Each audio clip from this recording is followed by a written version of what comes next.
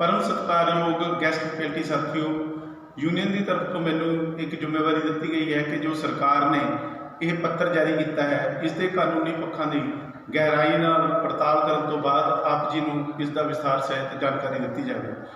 सो इस पत्र को डिटेल में पढ़ते हुए मेरे सामने दो बिंदु आए ने जो पूरे तरीके नाल इतराजयोग ने जिहड़े साडे विरुद्ध जाते हैं।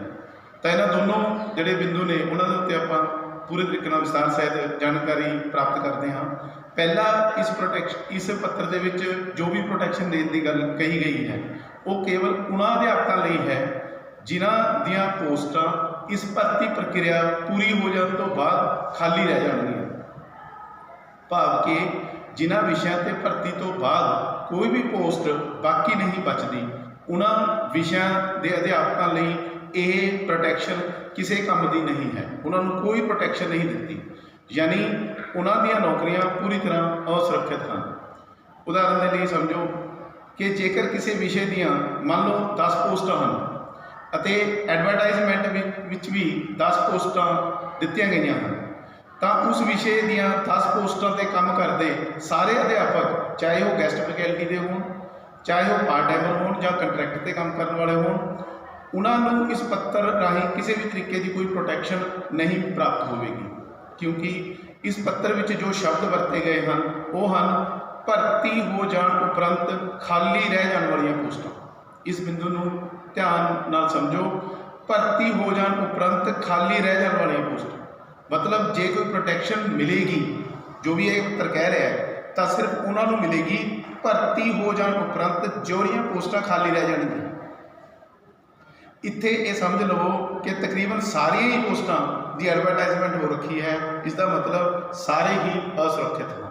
सपोज एक विषय दियाँ मान लो आप कोई भी विषय मान लें, मान लो कि हिंदी के विषय दियाँ 10 पोस्टां सी, 10 एडवरटाइजमेंट हो गई, तो 10 बंदे भर्ती होकर आ जाएंगे। तो पत्र कहना है भर्ती होने उपरंत खाली रह जाने वाली पोस्टां, तो उहदे तो 10 के 10 ही टीचर आ गए, तो उहदे तो पिछे तो कोई बचे ही नहीं है। ठीक है, तो जोड़े बंदे 10 ऑलरेडी काम करते सी उन्होंने नैचुरली उन्होंने ही रिप्लेस करके वो जोड़े नवे बंदे ने वो आउणगे। तो जेकर उन्होंने रिप्लेस कर दिता, उन्होंने हटा दिता, तो वो तो बंदे असुरक्षित ने पूरे तरीके नाल। इट मीनस सरकार उन्होंने हटा के ही भर्ती करेगी, क्योंकि लैटर के विच जो लीगल पॉइंट ऑफ व्यू तो आप देखते हैं भर्ती हो जाने उपरंत खाली रह जाने वाली पोस्ट। इत्थे ये समझना जरूरी है कि तकरीबन सारिया की सारिया पोस्टां की एडवरटाइजमेंट हो चुकी है, इसका मतलब सारे ही असुरक्षित। ये पॉइंट एतराजयोग है, ये यूनियन को कबूल नहीं है। दूसरा एतराजयोग बिंदु ये है कि इस पत्र में जिस किसी को भी प्रोटैक्शन मिलती है, पहले तो ये गल क्लीयर ही नहीं हैगी कि मिलती किनू है।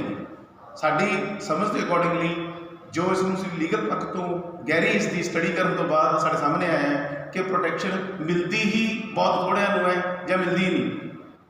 यह मान के चलो कोई मिलती नहीं, फिर भी जेकर सरकार इस पॉइंट पर कहती है कि हाँ जी असं फिर भी प्रोटैक्शन दे रहे हैं, तो दूजा बिंदु ये है कि इस पत्र में जिस किसी को प्रोटैक्शन मिलती भी है वो रिटायरमेंट उम्र तक नहीं है, जिहड़ा कि यूनियन का एक मेन लक्ष्य सी कि असीं चाहते थे कि इसनूं एक डाइंग कैडर दे विच कन्वर्ट कर दिता जाए।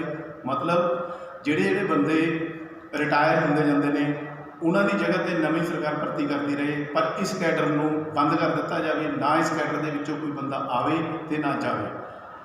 जिहड़ा बंदे की रिटायरमेंट उम्र हो जाती है वो इस कैडर को छड्ड जाएगा, वो जगह पर नवा आ जाए। It is technically called in legal language it is called dying cadre.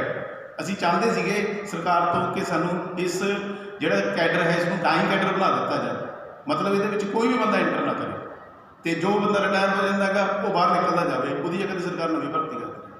सरकार ने इतना किया नहीं। ये साढ़ा दूसरा इतराजयोग जो पॉइंट है, तुसीं सारे पढ़े लिखे हो, समझदार हो, तुसीं इसनूं पढ़ लो। ये दूसरा जो पॉइंट है कि जिस किसी को भी प्रोटैक्शन मिलेगी वो रिटायरमेंट उम्र तक ना होकर केवल उन्ने चिर लिए ही मिलेगी जिन्ना चिर सरकार रैगुलराइजेशन संबंधी फैसला नहीं करती। इसका अर्थ की है, इसकी इंप्लीकेशन की है, ये छुपे हुए अर्थ की नहीं। इसका अर्थ यह है कि जे रैगुलराइजेशन प्रक्रिया मान लो 2 महीने में सरकार पूरी कर लो, सरकार कह दे कि आ भर्ती होने तो बाद असीं रैगुलराइजेशन की भी प्रक्रिया पूरी करनी है, और वो 2 महीने बाद ये प्रक्रिया पूरी कर लेंदी हैगी, तो साडे लई प्रोटैक्शन किन्ने चिर लई काम आई। सिर्फ तो सिर्फ 2 महीने ने, क्योंकि उन्होंने लिखा हुआ है रैगुलराइजेशन प्रक्रिया तक। ਦਾ ਮਤਲਬ ਜੇ 2 ਮਹੀਨੇ ਬਾਅਦ ਉਹਨਾਂ ਨੇ 2 ਮਹੀਨੇ 'ਚ ਰੈਗੂਲੇਸ਼ਨ ਪ੍ਰਕਿਰਿਆ ਪੂਰੀ ਕਰ ਲਈ ਤਾਂ ਸਾਡੇ ਲਈ ਇਹ ਕਾਨੂੰਨੀ ਰੂਪ ਦੇ ਵਿੱਚ ਕਿਸੇ ਵੀ ਤਰੀਕੇ ਨਾਲ ਇਹ ਪ੍ਰੋਟੈਕਸ਼ਨ ਸਾਨੂੰ ਸਹਾਈ ਨਹੀਂ ਹੋਏਗੀ। ਕਿਸੇ ਵੀ ਕੋਰਟ ਦੇ ਵਿੱਚ, ਕਿਸੇ ਵੀ ਅਦਾਲਤ ਦੇ ਵਿੱਚ ਸਾਨੂੰ ਇਸ ਦਾ ਬੈਨੀਫਿਟ ਨਹੀਂ ਮਿਲੇਗਾ, ਕਿਉਂਕਿ ਕੋਰਟ ਕਹੇਗੀ ਕਿ ਤੁਹਾਨੂੰ ਜਿਹੜੀ ਪ੍ਰੋਟੈਕਸ਼ਨ ਦਿੱਤੀ ਸੀ that was up to regularisation. ਇਸ ਲਈ ਇਹ ਜਿਹੜੀ ਪ੍ਰੋਟੈਕਸ਼ਨ ਜੇ ਮਿਲੂਗੀ, ਜਿਸ ਤਰੀਕੇ ਨਾਲ ਵੀ ਸਰਕਾਰ ਇਸ ਨੂੰ ਐਕਸਪਲੇਨ ਕਰੂਗੀ, ਜੇ ਮਿਲੂਗੀ ਤਾਂ ਵੱਧ ਤੋਂ ਵੱਧ ਉਨੇ ਸਮੇਂ ਲਈ ਹੈ ਜਿੰਨੇ ਚਿਰ ਰੈਗੂਲੇਸ਼ਨ ਪ੍ਰੋਸੈਸ ਪੂਰਾ ਨਹੀਂ ਹੁੰਦਾ। ਜਦੋਂ ਇਹ ਰੈਗੂਲੇਸ਼ਨ ਪ੍ਰੋਸੈਸ ਪੂਰਾ ਹੋ ਜਾਏਗਾ ਤਾਂ ਇਹ ਪ੍ਰੋਟੈਕਸ਼ਨ ਸਾਡੀ ਖਤਮ ਹੋ ਜਾਏਗੀ। ਹੁਣ ਇਹ ਇੱਕ ਹੋਰ ਗੱਲ ਸਮਝਣ ਦੀ ਬਹੁਤ ਜ਼ਿਆਦਾ ਜ਼ਰੂਰਤ ਹੈ ਕਿ ਰੈਗੂਲਰਾਈਜੇਸ਼ਨ ਪ੍ਰਕਿਰਿਆ ਲਈ ਸਰਕਾਰ ਦੁਆਰਾ ਕ੍ਰਾਈਟੀਰੀਆ ਬਣਾਇਆ ਜਾਏਗਾ। ਐਵੇਂ ਤਾਂ ਨਹੀਂ ਰੈਗੂਲਰ ਕਰਦੀ ਕਿ ਇਹਨਾਂ ਨੂੰ ਬੰਦੇ ਨੂੰ ਸਾਰਿਆਂ ਨੂੰ ਰੈਗੂਲਰ ਕਰ ਦਿਓ, ਇੱਦਾਂ ਦਾ ਕੋਈ ਮੈਥਡ ਨਹੀਂ ਹੈ। ਜੇ ਉਹਨਾਂ ਨੇ ਰੈਗੂਲਰ ਕਰਨਾ ਹੈ ਤਾਂ ਉਹ ਲਾਜ਼ਮੀ ਤੌਰ 'ਤੇ ਕੋਈ ਕ੍ਰਾਈਟੀਰੀਆ ਸਥਾਪਿਤ ਕਰਨਗੇ।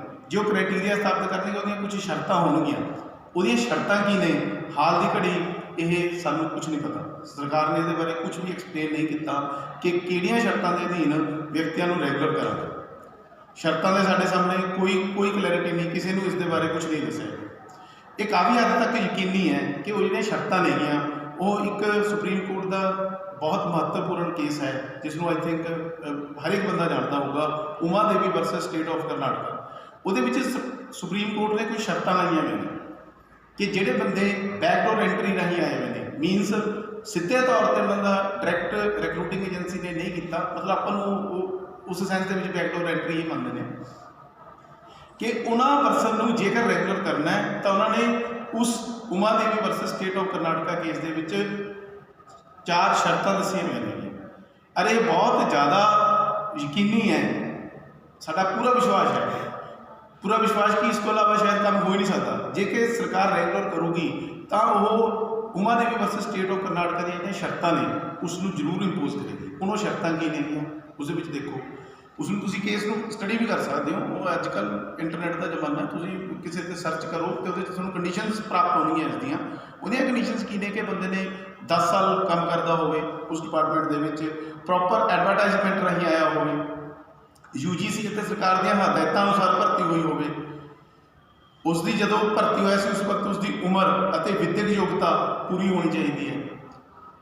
ਹੁਣ ਤੁਸੀਂ ਆਪ ਖੁਦ ਸਮਝ ਲਓ ਕਿ ਤੁਹਾਡੀ ਜਾਂ ਤੁਹਾਡੇ ਨਾਲ ਦੇ ਇਰਦ ਗਿਰਦ ਜਿਹੜੇ ਵੀ ਪਰਸਨ ਨੇ, ਕੀ ਉਹ ਅਸੀਂ ਇਹਨਾਂ ਸ਼ਰਤਾਂ ਨੂੰ ਪੂਰਾ ਕਰਦੇ?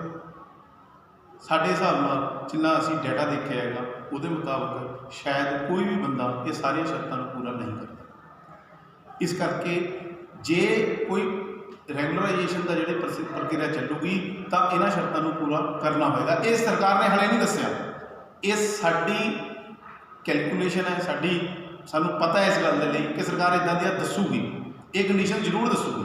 ਇਹਨਾਂ ਤੋਂ ਥੋੜ੍ਹੇ ਬਹੁਤ ਰਿਲੈਕਸ ਕਰ ਸਕਦੀ ਹੈ, ਚਲੋ ਮੰਨ ਲਿਆ ਕਿ ਥੋੜ੍ਹੇ ਬਹੁਤ ਰਿਲੈਕਸ ਕਰ ਲਿਆ, ਫਿਰ ਵੀ ਸ਼ਰਤਾਂ ਅਧੀਨ ਹੋਊਗਾ ਜਿਹੜੀ ਰੈਗੂਲਰਾਈਜੇਸ਼ਨ ਹੋਊਗੀ। ਇਸ ਕਰਕੇ ਉਸ ਰੈਗੂਲਰਾਈਜੇਸ਼ਨ ਦੇ ਅਧੀਨ ਵੀ ਅਸੀਂ ਪੱਕੇ ਨਹੀਂ ਹੋ ਸਕਦੇ। ਇਟ ਮੀਨਸ ਇਹ ਜਿਹੜਾ ਇਹਨਾਂ ਨੇ ਪੱਤਰ ਜਾਰੀ ਕੀਤਾ ਹੈਗਾ, ਇਸ ਦੇ ਲਈ ਅਸੀਂ ਮੈਨੂੰ ਲੱਗਦਾ ਇਹ ਸ਼ਬਦ ਕਹਿਣੇ ਸਹੀ ਹੋਣਗੇ ਕਿ ਇਹ ਪੱਤਰ ਇੱਦਾਂ ਦੀ ਇੱਕ ਸ਼ੀਸ਼ੀ ਹੈ ਜਿਹਦੇ ਉੱਤੇ ਬਾਹਰੇ ਲੈਵਲ ਲੱਗਿਆ ਹੋਇਆ ਹੈਗਾ ਕਿ ਸ਼ਹਿਦ ਹੈ, ਪਰੰਤੂ ਉਹਦੇ ਅੰਦਰ ਜਿਹੜਾ ਕੰਟੈਂਟ ਹੈਗਾ ਉਹ ਜ਼ਹਿਰ ਹੈਗਾ। ਇਸ ਪੱਤਰ ਦੀ ਸਿਰਫ ਇਹਨੂੰ ਇੰਨੇ ਅੱਛੇ ਤਰੀਕੇ ਨਾਲ ਇਹਨਾਂ ਨੇ ਤਿਆਰ ਕੀਤਾ ਹੈਗਾ ਕਿ ਇਹਦੇ ਉੱਪਰੋਂ ਦੇਖਣ ਨੂੰ ਬੜਾ ਵਧੀਆ ਲੱਗਦਾ। ਇਹਦੇ ਵਿੱਚ ਇੱਕੋ ਹੀ ਚੀਜ਼ ਚੰਗੀ ਹੈ, ਜਿਹੜੀ ਉੱਪਰ ਉਹਨਾਂ ਨੇ ਵਿਸ਼ਾ ਲਿਖਿਆ ਹੈ, ਬਸ ਉਹ ਇੱਕ ਲੈਵਲ ਹੈ। ਉਹ ਬਾਹਰਲੇ ਜਿਵੇਂ ਸ਼ੀਸ਼ੀ ਦੇ ਬਾਹਰ ਸ਼ਹਿਦ ਲੱਗਿਆ ਹੋਵੇ, ਸ਼ਹਿਦ ਦਾ ਲੈਵਲ ਲੱਗਿਆ ਹੋਵੇ, ਉਹ ਚੀਜ਼ ਹੈ। ਉੱਪਰੋਂ ਉਹਨਾਂ ਨੇ ਉਸ ਨੂੰ ਪੇਸਟ ਕਰਤਾ ਕਿ ਹਾਂ ਅਸੀਂ guest faculty, part time, contract based ਜਿਹੜੇ ਅਧਿਆਪਕ ਨੇ ਉਹਨਾਂ ਨੂੰ ਅਸੀਂ ਰੈਗੂਲਰ ਕਰਨ ਸੰਬੰਧੀ ਇੱਦਾਂ ਨਹੀਂ, ਪਰੰਤੂ ਅੰਦਰੋਂ ਜਦ ਜਾ ਕੇ ਪੜ੍ਹ ਕੇ ਦੇਖਦੇ ਹਾਂ ਤਾਂ ਇਹਦੇ ਇਹ ਦੋਨੋਂ ਬਿੰਦੂ ਪੂਰੇ ਤਰੀਕੇ ਨਾਲ ਇਤਰਾਜ਼ਯੋਗ ਨੇ।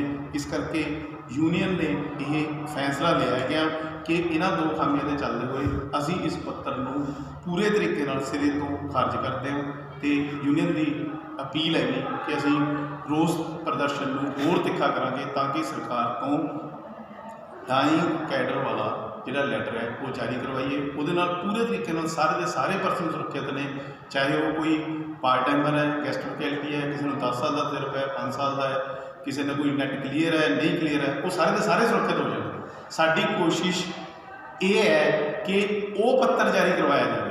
ਇਹ ਪੱਤਰ ਤਾਂ ਅਸੀਂ ਸਵੇਰੇ 11 ਵਜੇ ਸਾਡੇ ਪਾਸ ਆ ਗਿਆ ਸੀ, ਅਸੀਂ ਇਸ ਨੂੰ ਡਿਨਾਈ ਕਰਤਾ ਸੀ, परंतु कुछ ਜਿਹੜੇ ਚੀਪ ਪਪੂਲੈਰਿਟੀ ਚਾਹਣ ਵਾਲੇ ਬੰਦੇ ਨੇਗੇ ਉਹਨਾਂ ਨੇ ਜਲਦੀ ਜਲਦੀ ਜਾ ਕੇ ਕਿ ਨਹੀਂ ਜੀ ਇਹ ਪੱਤਰ ਦੇ ਦਿਓ ਸਾਨੂੰ ਤੇ ਅਸੀਂ ਉਸ ਨੂੰ ਜਿਹੜਾ ਉਸ ਨੂੰ ਅਪਲੋਡ ਕਰ ਦਈਏ, ਲੋਕਾਂ ਦੇ ਵਿੱਚ ਲੈ ਜਾਈਏ। ਇਸ ਪੱਤਰ ਦੀ ਟੈਕਨੀਕੈਲਿਟੀ ਨੂੰ ਸਮਝੋ। ਅਗਰ ਫਿਰ ਵੀ ਕਿਸੇ ਤਰੀਕੇ ਦੇ ਕੋਈ ਸ਼ੰਕੇ ਨੇਗੇ ਤਾਂ ਸਾਡੇ ਨਾਲ ਡਿਸਕਸ ਕਰੋ।